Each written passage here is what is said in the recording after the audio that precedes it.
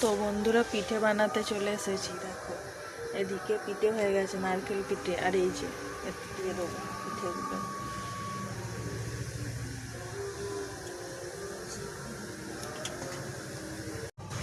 তো এই যে পিঠেগুলো দিয়ে দিয়েছি, এটা চাপা দিয়ে দেবো। এবার এটা পিঠেটা সেদ্ধ হবে। আর এদিকে এই যে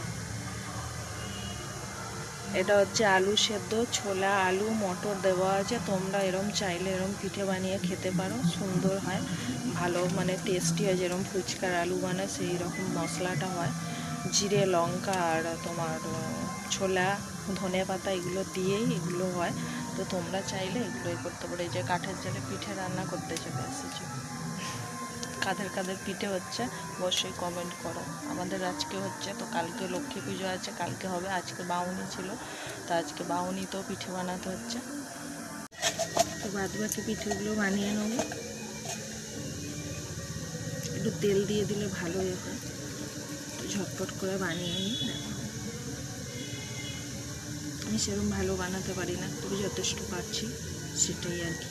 আর এই যে পুরটা আছে এটাই দিয়ে দেবো।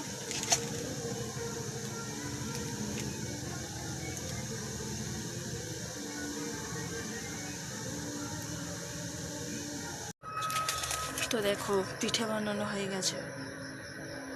একটা হচ্ছে আলু সেদ্ধর পিঠে, আর এদিকে হচ্ছে নারকেলের পিঠে।